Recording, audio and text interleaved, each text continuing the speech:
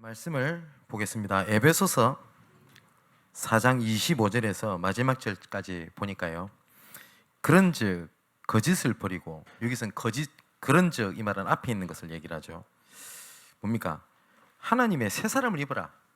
새 사람을 입기 위해서 그런즉 거짓을 버리고 각각 그 이웃과 더불어 참된 것을 말해라. 이는 우리가 서로 지체가 됨이라. 분을 내어도 죄를 짓지 말며 해가 짓도록 분을 품지 말고 마귀에게 틈을 주지 말라. 도둑질하는 자는 다시 도둑질하지 말고 돌이켜 가난한 자에게 구제할 수 있도록 자기 손으로 수고하여 선한 일을 하라.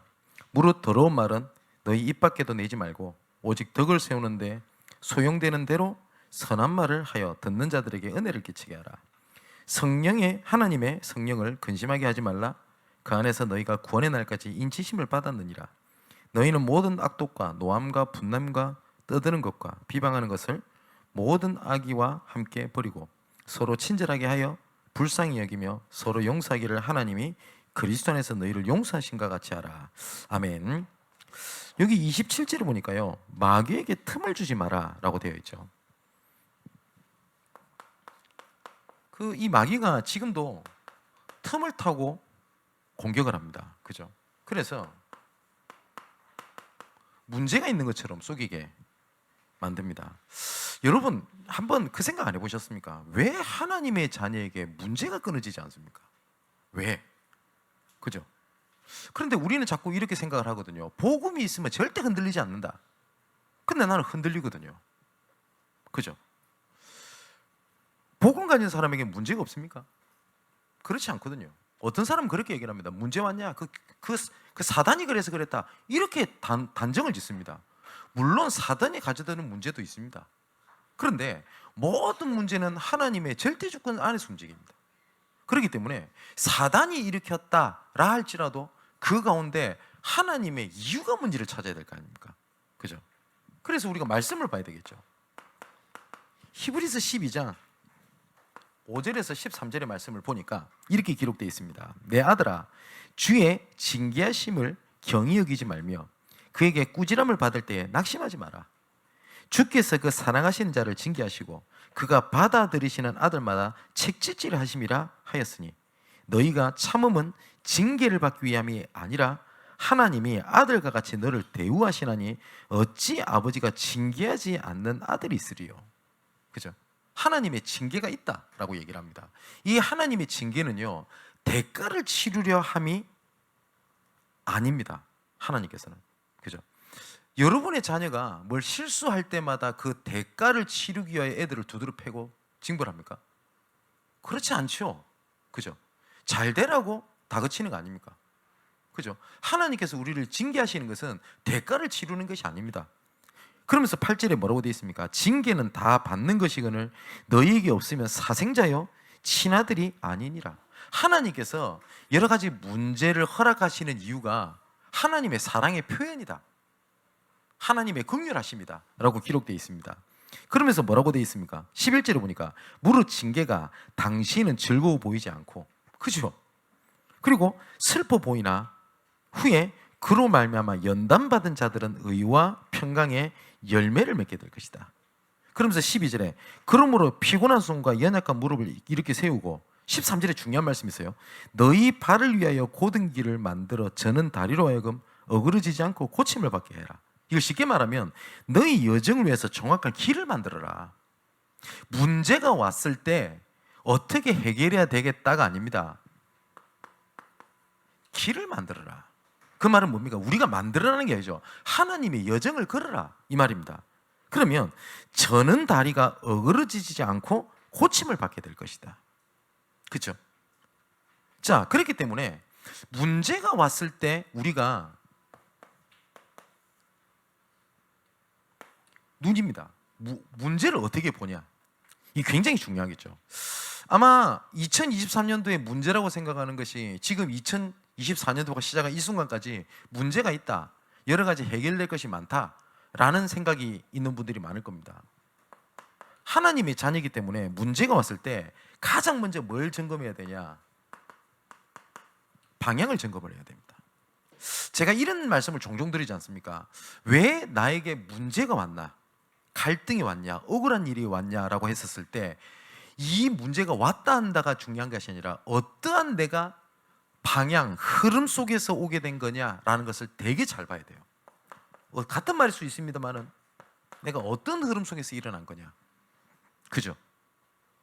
내가 올바르게 언약의 흐름 속에 방향 속에 있는데 왔던 문제라면은 뭐죠? 하나님께서 일을 진행하신 하나님의 계획입니다. 그죠? 내가 올바른 하나님과 함께하는 방향 속에 있지 않는데 내가 좋은 사람을 만난 것 같다, 좋은 직장이 열린 것 같다, 그거는요 응답 아닙니다. 그렇습니까? 아니죠. 제가 뭐 누굴 욕하려고 하는 게 아니라 제가 저 밀양 쪽에 집중훈련 때문에 갔더니 어떤 권사님이 저한테 찾아와가지고 얘기를 하는 겁니다. 목사님, 제가 자녀의 축복을 많이 받았대요. 그래서 뭔가 얘기 들어보니까 자녀가 3명인가 4명인데 다 의사라. 다 의사예요. 의사가 아무나 됩니까? 그죠? 의사가 엘리트인 것만 확실하거든요. 그죠? 자녀 축복을 받았대. 근데 다른 건 다 축복받은 게 없는데 자녀만큼 축복을 받은 거래요.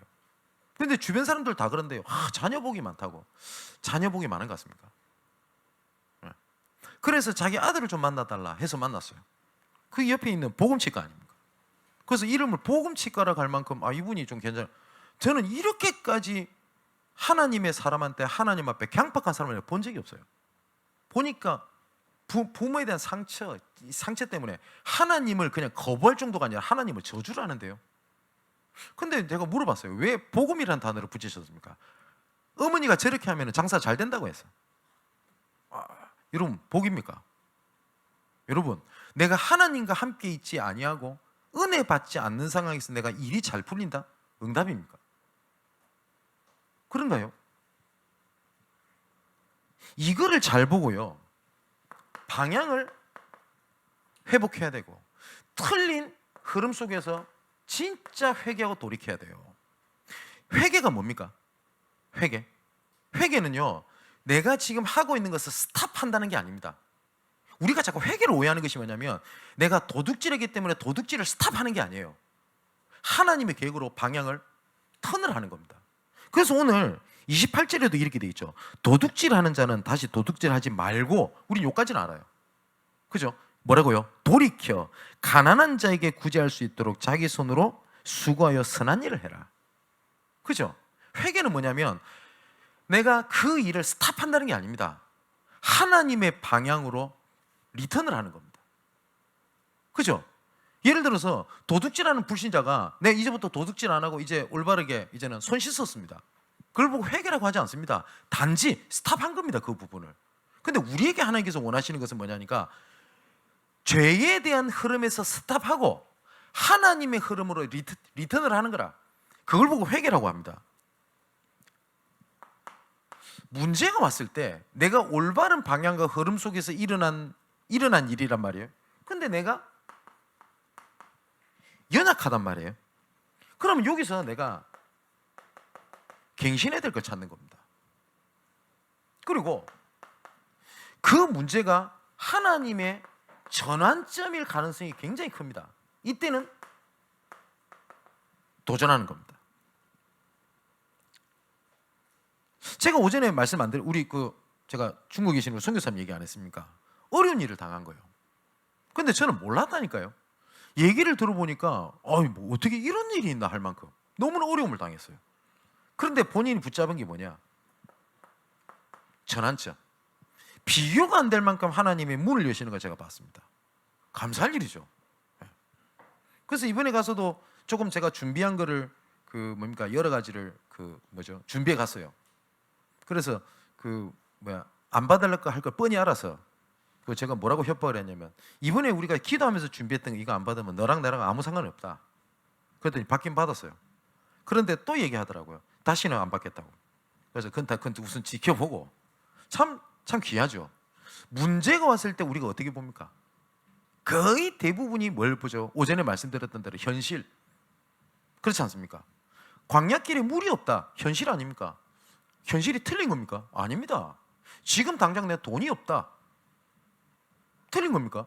그럼 돈이 없으면 어떻게 살아갑니까? 그죠? 현실을 본 거예요. 근데 사실은 뭐냐? 돈이 없는 게 아니라 알고 봤더니 뭐야? 내 경제관이 틀렸어.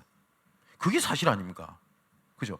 그런데 불신자들도 조금 수준 있는 사람은 현실이 아니라 사실을 봅니다. 그죠?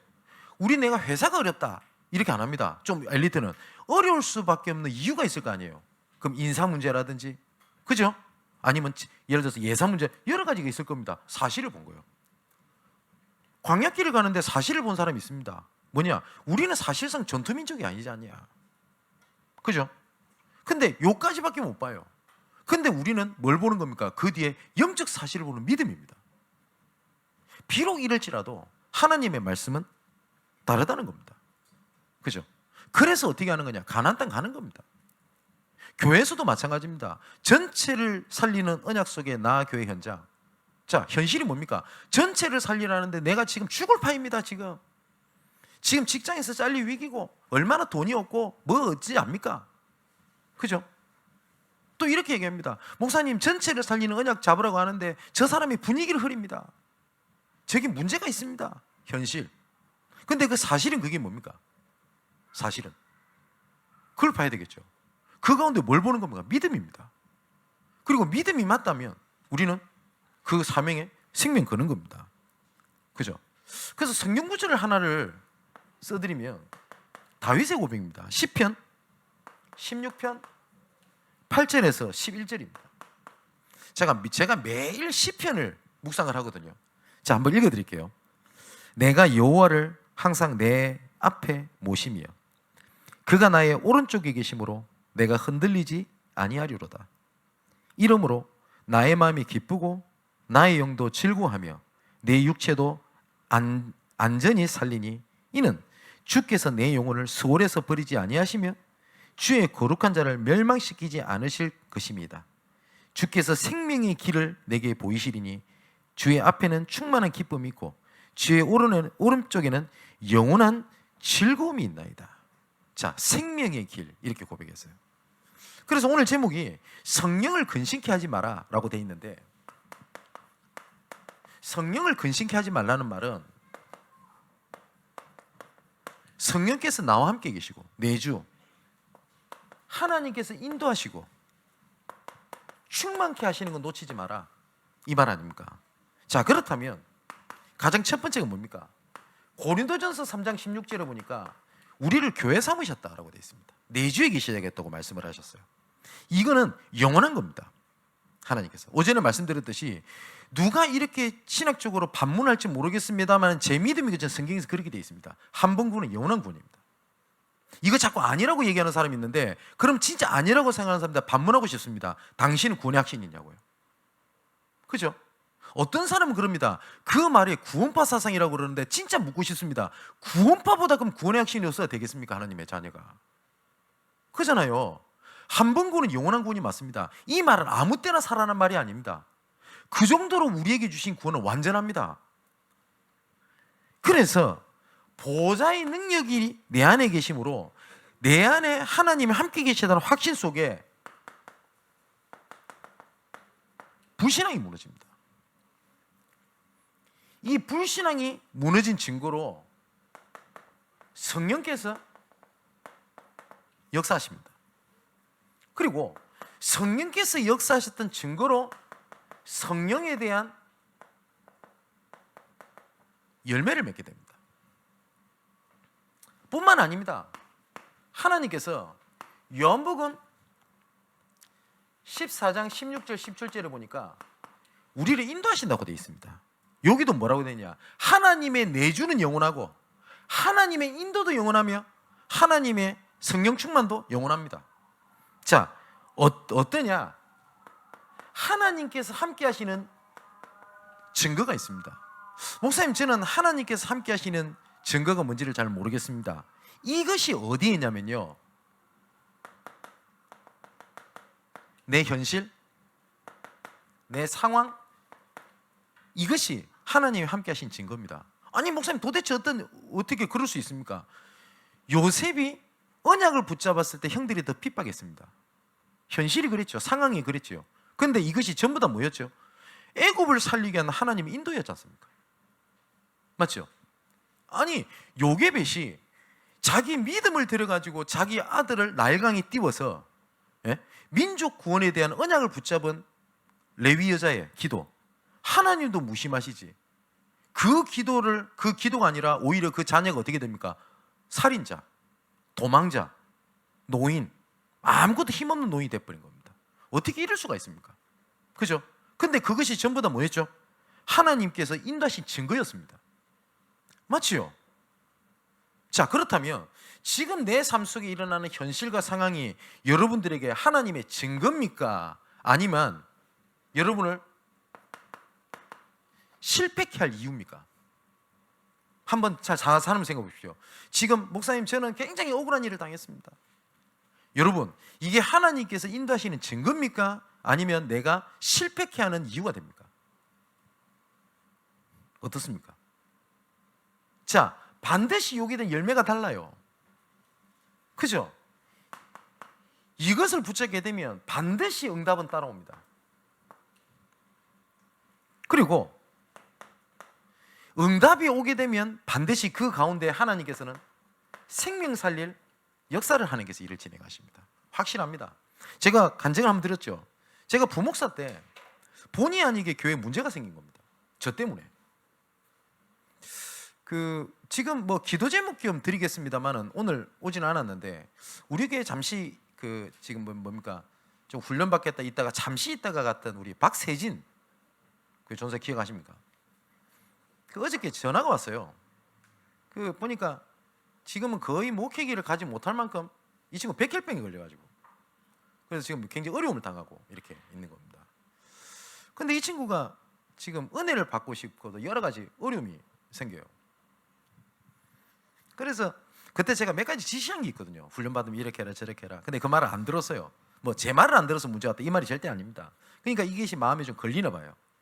그래서 그래도 내 마음을 이해하고 나를 품어주고 할 분이 진 목사님인 것 같은데 그게 미안해가지고 연락을 못하니까 제 어머니를 통해서 연락이 왔더라고요.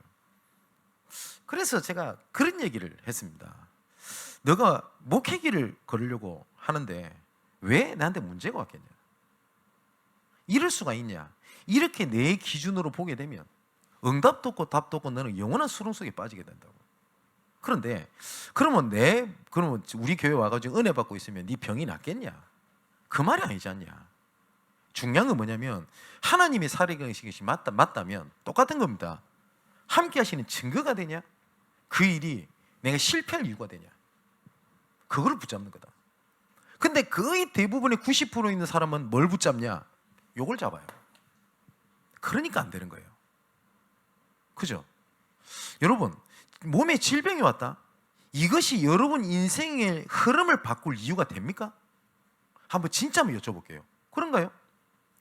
아니지 않습니까? 근데 거의 대부분이 이런 여러 가지 현실 상황 속에서 이거를 뭘 붙잡냐? 내 흐름을 바꾸는 이유가 돼요. 그죠? 여러분 건강을 위해서 기도도 하시고 건강을 좀 챙기시기 바랍니다. 그런데 저는 개인적입니다. 이건 제 믿음이니까 맞다 틀렸다 하시면 안 돼요. 이건 제 믿음이니까. 저는 제 건강을 위해서 그렇게 기도하지는 않습니다. 저는 개인적으로 뭐 건강을 소홀히 한다는 말이냐 그 말은 아닙니다.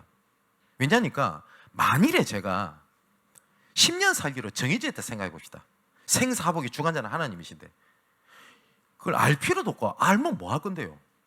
첫 번째, 그러면 10년 살 걸 알면은 내가 착실하게 살 것 같습니까? 아니지 않습니까? 10년 동안 내가 이제 10년밖에 안 살았구나. 이제 10년 동안 이제 뭐 해야 되지? 그 고민 10년 하다가 갈 바에 10년 동안 성령인도 받으면서 생명운동 속에 있다가 가는 게 낫지 않습니까? 그죠? 저는 이게 제 믿음입니다. 이번에 건강검진을 어떻게 받게 됐어요. 뭐 몸이 좀 이렇게 돼가지고. 근데 기분 좋은 소식과 안 좋은 소식 두 가지가 있는 거예요. 세브란스 가가지고 받게 됐는데, 야 우선 세브란스 진짜 비싸대요. 가니까 보니까 그 뭡니까 폐, 그 다음에 뭐 뇌혈관, 뭐 그다음 뭡니까 그 간, 뭐 이런 거 있죠. 그 지방간 뭐 이런 거. 지방간 깨끗하대요. 예, 하나도 없대. 그래서 의사가 놀래더라고요. 그리고 혈관 깨끗하고 다 좋대요. 다 좋은데 의사가 딱 얘기하더라고요. 근데 조금 심각한 게 하나 있대요. 그래서 뭐 걱정하면서 얘기를 잘 안 하길래 얘기하시라고. 제 아는 뭐 의사 장로님 분 통해서 연결해서 가노니까 그분이 저를 목사인 거 알지 않습니까? 뭔 얘기를 하냐니까 여러 가지 합병증 이렇게 뭐 검사를 하다 보니까 눈 이렇게 검사를 하게 되는데 특히 왼쪽 눈이 안 좋대요. 그러다 보니까 지금 이렇게 가면은 눈 실명한다는 거예요. 그래서 걱정을 하면서 목사님 뭐 어떡하니까 그래서 그래서 내가 웃으면서 알겠다고. 그래서 그 의사 장로님이 질문해요. 목사님 괜찮습니까? 그러니까 뭐 문제입니까? 그래서 뭐라고 했냐면 오늘 당장 안 보입니까? 이러니까 그건 아니래요. 그래서 목사님 안과 진단을 받아야 되겠고 뭐 알겠다고 진단을 받겠다고. 제가 이 말씀 드리냐면 제 건강에서 기대해달라는 얘기 절대 아닙니다. 만일에 생각해 봅시다. 내가 한 5년 보다가 안 보였다 칩시다. 아니면 당장 내일 안 보였다 칩시다. 그러면은 제가 그것 때문에 시리에 빠져서 5년 살다 10년 살다가 천국 갈 겁니까? 아니면 그 가운데 하나님께 영광 돌릴 수 있는 길을 가다가 갈 겁니까? 이건 제 믿음입니다. 그런가요? 뭐 돈이 없어서 힘듭니다. 건강 이거는 제 수준을 얘기하는 게 아닙니다. 뭐냐니까 사실상 경제 문제 때문에 내가 흔들린다는 말은 내가 사실상 하나님보다 경제 문제가 더 크다는 말 아닙니까? 인간관계 갈등 때문에 흔들린다는 말은 내가 그리스도께서 함께 계신 것보다 그게 더 크다는 거 아닙니까? 그죠? 뭐가 성령 인도입니까? 성령의 인도는 내 뭐 잘 풀리는 겁니까? 아니지 않습니까? 성령 인도는 뭐죠? 하나님께서 나와 함께 하신다. 위드. 그죠? 우리와 함께 하신다. 임마누엘. 모든 것을 통해서 함께 하신다. 원네스. 이것을 이제는 내가 실제로 누리고 전달할 수 있는 시스템을 만드는 거예요. 내가 영어 단어 첫자만 썼습니다만은. 자, 그럼 세 번째. 하나님께서 뭘 약속을 하셨냐? 사도행전 1장 8절에 성령의 충만을 하나님께서는 약속을 하셨습니다. 분명히 1장 4절에 예루살렘을 떠나지 마라. 맞죠? 왜냐합니까? 성령 충만이 올 수 있는 자리 흐름 속에 있으라. 그러면 하나님께서 뭘 약속하셨냐? 증거를 주실 것이다. 그래야지 세 번째 증인이 될 거 아닙니까? 자, 그렇다면 조금 우리가 생각이 될 게 있죠. 성령의 내주, 인도, 충만에 이것을 누리는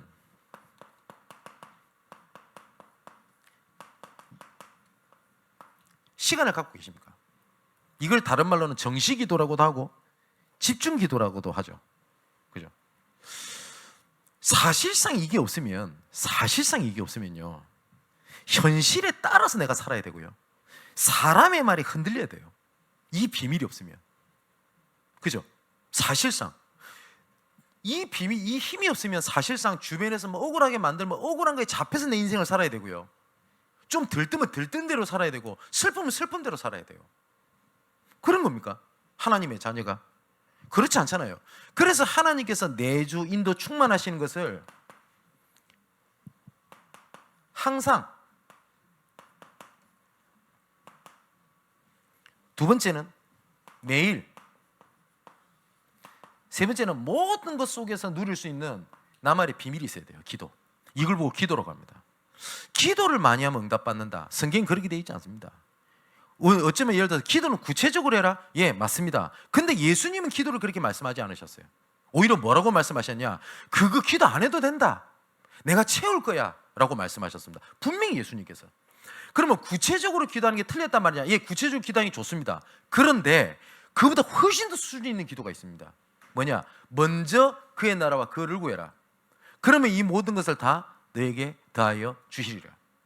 그래서 이렇게 기도하는 게 좀 더 좋고 이렇게 기도하는 게 좀 더 나쁘고 그런 기도는 없습니다. 뭐냐? 시간표에 따라 다를 수는 있어요. 그죠? 자, 이게 성령 내주 인도 충만입니다. 그렇다면 우리 청년들에게 조금 말씀을 같이 나누게 될 겁니다. 전도서 12장 1절에서 2절에 보면 잘 아는 구절이죠. 너는 청년의 때에 라고 되어 있습니다.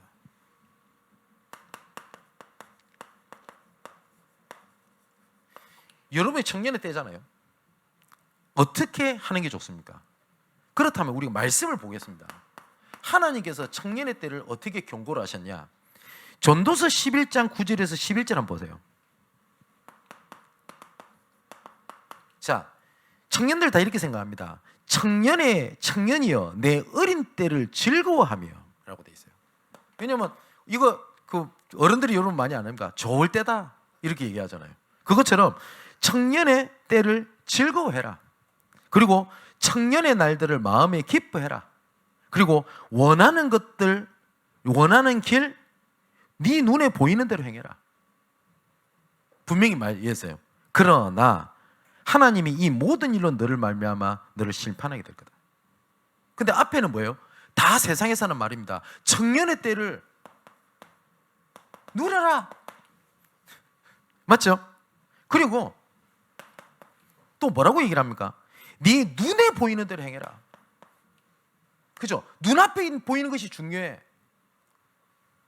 그리고 또 뭐야? 너가 하는 모든 일 중요하다. 그죠? 그리고 또 뭐라고 합니까? 요새는 뭐 영앤리치. 그냥 이게 청년들 저는 버리는 지금 완전히 망치는 지금 분위기인 것 같아요. 영앤리치. 그래가지고 봐라, 누려라, 즐겨라. 한 번뿐인 청춘. 근데 하나님께서 뭐라고 말씀하시냐면 이 모든 것을 내가 심판하게 될 거다. 무시무시한 얘기죠. 그러면서 오늘 본문에 하나님께서 권면을 하시는 장면입니다. 뭐라고 권면을 하시냐? 자, 보십시다. 1절, 2절에 보니까 뭐죠? 내 창조주를 기억해라. 하나님을 아는 지식입니다. 그리고 이 하나님을 아는 지식이 뭐냐? 시편 119편 9절 10절의 말씀 보니까 이렇게 돼 있죠. 청년이 무엇으로 그 행실을 깨끗하게 하리까? 주의 말씀만 지킬 따름이다. 내가 전심으로 주를 찾아서오니 주의 계명에서 떠나지 말게 하옵소서. 청년이 무엇으로 그것을 깨끗하게 하겠냐? 말씀밖에 없다라고 되어 있습니다. 그리고 청년의 때를 하나님께서 얼마만큼 소중히 보시는지 한 명의 선지자만 예를 들겠습니다. 예레미야입니다. 예레미야 2장 1절에서 2절에 여호와의 말씀이 어떻게 됩니까? 예레미야에게 임합니다. 그러면서 예레미야를 부르면서 하신 말씀입니다. 가서 예루살렘의 귀에 외칠지라.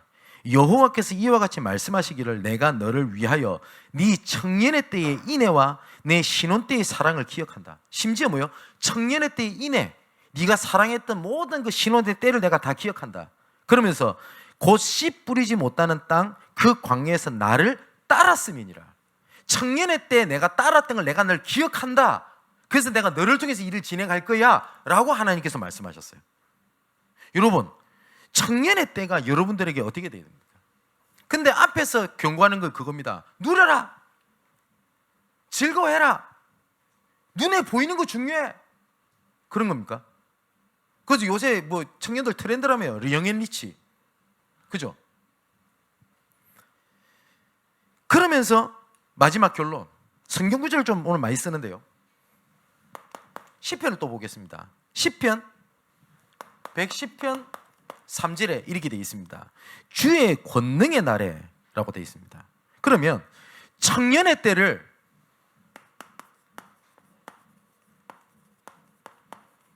주의 권능의 날로 만드는 거예요. 그때 하나님께서 뭐라고 말씀하셨냐? 주의 백성이 거룩한 옷을 입고 즐거이 헌신하니 새벽 이슬 같은 주의 청년들이 주께 나오는도다.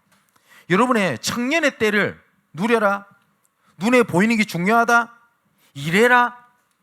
청년의 때를 이렇게 할 거냐? 아니면 주의 청년의 때를 창조주를 기억해라, 주의 권능의 날을 만들 거냐?